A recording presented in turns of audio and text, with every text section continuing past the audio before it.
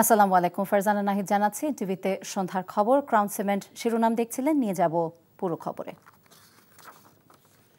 গুম ও খুনের জন্য স্বৈরাচার শেখ হাসিনাকে দায়ী করে বিএনপি মহাসচিব মির্জা ফখরুল ইসলাম আলমগীর বলেছেন, হাসিনার সর্বোচ্চ শাস্তি হতেই হবে। অন্তর্বর্তী সরকার অপরাধীদের বিচারে সম্পূর্ণ ব্যর্থ হয়েছে বলেও দাবি করেন তিনি। মায়ের ডাক আয়োজিত এক অনুষ্ঠানে তিনি এসব কথা বলেন। ইফতেখার রেজার রিপোর্ট। আমার বাবা আমার নাম ডায়নাগরের ভিতরে লিখে রাখছিল। আমি জানি না আমার বাবা এখনো বেঁচে আছে কিনা, কিন্তু আমি আমার বাবাকে ফেরত চাই। আমি আমার বাবাকে জড়িয়ে ধরতে চাই। অপেক্ষার শেষ চাই, গুমের বিচার চাই, এমন স্লোগানে আন্তর্জাতিক গুম দিবসকে সামনে রেখে আওয়ামী শাসনামলে গুম হওয়া ব্যক্তিদের স্মরণে আলোচনা সভা ও প্রদর্শনীর আয়োজন করে মায়ের ডাক। আমাদেরকে জানানো হোক যে আমাদের বাবারা জীবিত আছে নাকি মৃত আছে। বাবার সন্ধান চাচ্ছি এই দিন, আর কতদিন আমরা এভাবে সন্ধান চাবো আমার বাবার। গুমের সঠিক তদন্তে রাষ্ট্রীয় সহযোগিতা নিশ্চিত করা সহ 11 দফা দাবি তুলে ধরে মায়ের ডাক। আজকেও এক বছর পরেও কেন আমাদেরকে এই জবাব এখানে দাঁড়িয়ে করতে হচ্ছে?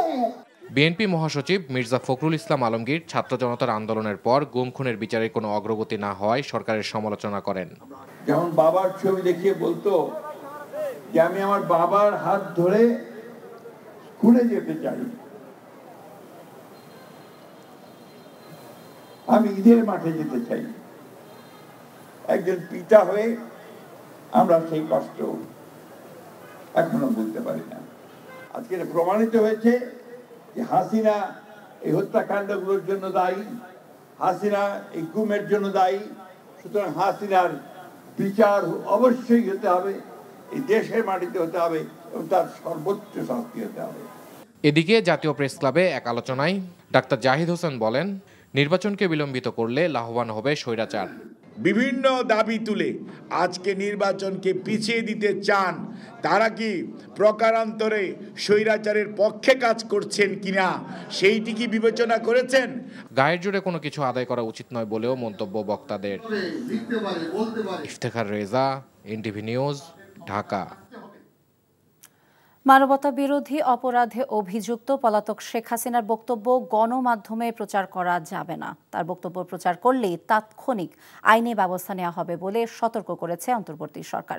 এক বিবৃতিতে দেশের গণমাধ্যমগুলোর প্রতি এই সতর্ক বার্তা দেওয়া হয়। বিবৃতিতে বলা হয়, কিছু গণমাধ্যম বৃহস্পতিবার আইন ও আদালতের নির্দেশ উপেক্ষা করে ক্ষমতাচ্যুত স্বৈর শাসকের একটি ভাষণ প্রচার করেছে, যেখানে শেখ হাসিনা মিথ্যা ও উস্কানিমূলক বক্তব্য দিয়েছে।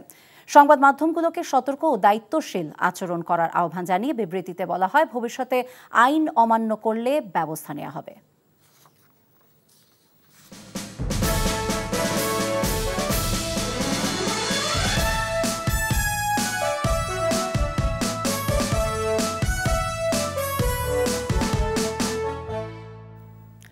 ডাকসু নির্বাচনকে ঘিরে একে অপরের বিরুদ্ধে আচরণবিধি লঙ্ঘন এবং অনলাইনে গুজব ছড়ানোর অভিযোগ করেছেন ছাত্রদল, ছাত্র শিবির সহ অন্য প্রার্থীরা। ক্যাম্পাসে জুমার নামাজের পর গণমাধ্যম কর্মীদের কাছে তারা এসব অভিযোগ করেন। তবে আচরণবিধি কঠোরভাবে মেনে চলার আহ্বান জানিয়েছে চিফ রিটার্নিং কর্মকর্তা। নূর হোসেনের রিপোর্ট।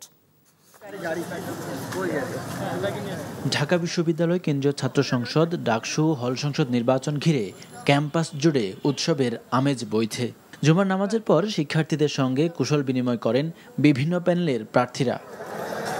পরে ক্যাম্পাসে গণমাধ্যম কর্মীদের কাছে নির্বাচন ও ক্যাম্পাস নিয়ে নিজেদের পরিকল্পনার পাশাপাশি একে অপরের বিরুদ্ধে অভিযোগ করেন প্রার্থীরা। মিস ইনফরমেশন, ডিসইনফরমেশন দিয়ে বিশ্ববিদ্যালয়ের গ্রুপগুলো যা করছে, ইচ্ছা করলেও তো সেই নোংরামি আমি করতে পারবো না। এবং এই যে নোংরামি যা হচ্ছে, এর এগেনস্টে যখন আমরা রিয়েল পোস্টগুলো দিচ্ছি, সেগুলোকে সাথে সাথে ডিলিট করে দেওয়া হচ্ছে। একজন শিক্ষার্থী বিশ্ববিদ্যালয়ে আসার পরে এখানে তার যদি খাবার নিয়ে চিন্তা করতে হয়, তাহলে তো ভাই এখান থেকে তো আমাদের এই যে সুস্থ ধারার চিন্তা আমাদের বের হবে না। যখন একজন বিবি প্রার্থী বলেন আমাদের প্যানেল ঠিক করবেন তারেক রহমান, তাহলে সেই বিবি প্রার্থী নির্বাচিত হওয়ার পরে শিক্ষার্থীদের দাবি দেওয়া কিংবা অধিকার বিষয়টা অবশ্যই তারেক রহমান কনসার্ন নিয়ে তিনি পালন করবেন। অনেক প্রার্থীদেরকে আমরা দেখেছিলাম যে তারা যেখান থেকে হচ্ছে মনোনয়ন ফর্ম তুলতে হয়, সেখানে তারা মিছিল নিয়ে, হাততালি দিয়ে, স্লোগান দিয়ে কিন্তু তারা মনোনয়ন ফর্ম উত্তোলন করেছেন এবং বিশ্ববিদ্যালয় কর্তৃপক্ষ নির্বাক দর্শকের মতো সেখানে দাঁড়িয়েছিল। প্রার্থীদের আচরণবিধি কঠোরভাবে মেনে চলার আহ্বান জানিয়েছেন চিফ রিটার্নিং কর্মকর্তা। আপাতত ২৬ তারিখ পর্যন্ত আমরা বলেছি এটা থেকে একটু বিরত থাকুক। আমরা নোটিশ করেছি কোনো ধরনের সেবামূলক থেকে আরম্ভ করে কার্যক্রমগুলো বন্ধ থাকুক, অনুষ্ঠানগুলো বন্ধ থাকুক। এদিকে প্রাথমিক তালিকায় স্থগিত হওয়া অর্ধেকের বেশি প্রার্থী মনোনয়নপত্র পুনর্বিবেচনার আবেদন করেছেন। Noor Hossain, NTV news, Dhaka. BNP, Jamaat Islami এবং এনসিপি সহ ২৩টি রাজনৈতিক দল জাতীয় ঐক্যমত্য কমিশনে নিজেদের মতামত জমা দিয়েছে। কমিশনের উদ্যোগে প্রণীত জুলাই জাতীয় সনদের খসড়া পর্যালোচনা করে নিজেদের মতামত জমা দিয়েছে দলগুলো। বিএনপি, জামায়াত, বামপন্থী, ইসলামী এবং প্রগতিশীল রাজনৈতিক শক্তি সহ নানা মতাদর্শের দলগুলো কমিশনের সাথে ধারাবাহিক আলোচনায় অংশ নেয়। এর আগে গত শনিবার রাজনৈতিক দলগুলোর কাছে চূড়ান্ত খসড়া প্রস্তাব পাঠায় কমিশন। প্রস্তাবে বলা হয়েছে, জুলাই সনদের বিধান, প্রস্তাব এবং সুপারিশ সাংবিধানিক এবং আইনগতভাবে বলবৎ বলে গণ্য হবে। এ নিয়ে আদালতে প্রশ্ন তোলা যাবে না।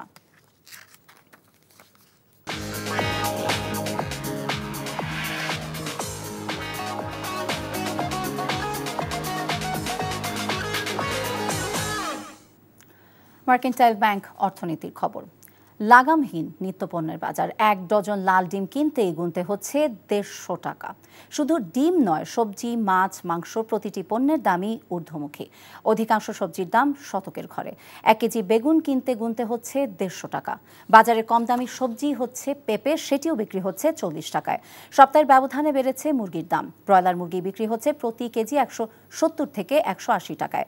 মাছের বাজারেও নেই স্বস্তি। সবচেয়ে কম দামে পাওয়া পাঙ্গাসের কেজিও এখন ১৮০ থেকে ২৩০ টাকা।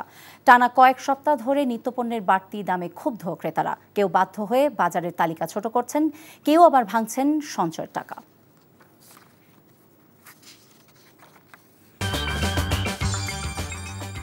এই ছিল সন্ধ্যার খবরে। এই খবরের ভিডিও আপডেট জানতে ভিজিট করুন এনটিভি অনলাইন www.ntvd.com। এছাড়া এনটিভি জনপ্রিয় সব অনুষ্ঠান এবং খবরের আপডেট জানতে ভিজিট করুন আমাদের ইউটিউব এবং ভেরিফাইড ফেসবুক পেজ। রাত 10:30টায় রাতের খবর দেখার আমন্ত্রণ রইল। সবাইকে ধন্যবাদ।